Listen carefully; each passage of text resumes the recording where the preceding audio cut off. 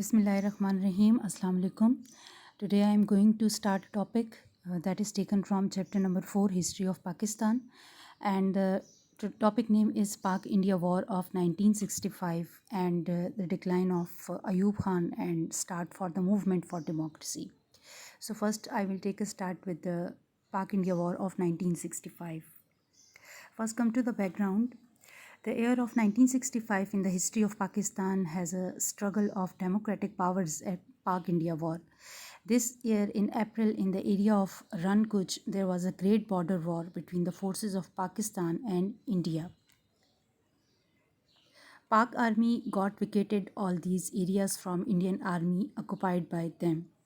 India government blamed that Pakistani raiders are busy in secret activities in Kashmir and they started shelling from artillery on the border of Pakistan and Kashmir near Gujarat. In response, Pakistani forces crossed the ceasefire line near Jammu and started activities. To decrease this pressure, India attacked the Pakistani borders in the area of Sialkot, Kasur, and Lahore at the night on 6th September 1965. President Ayub Khan on 6th of September 1965, while addressing the nation, properly announced the war with India.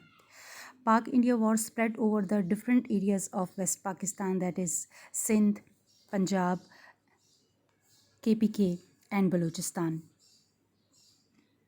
In this war of 17 days, army, air and naval forces of both the countries took part. For the ceasefire where former Soviet Union offered arbitration to both countries.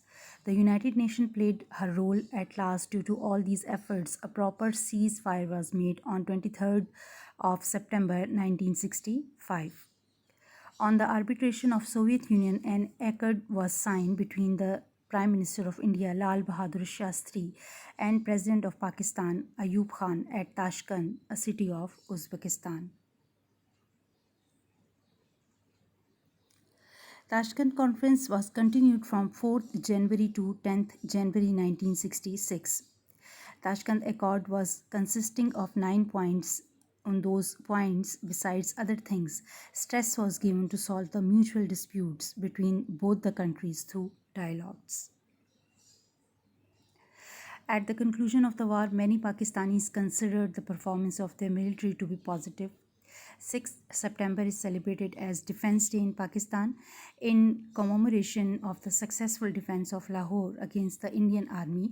The performance of the Pakistani Air Force in particular was praised. Now come to the movement for democracy and the decline of Ayub Khan.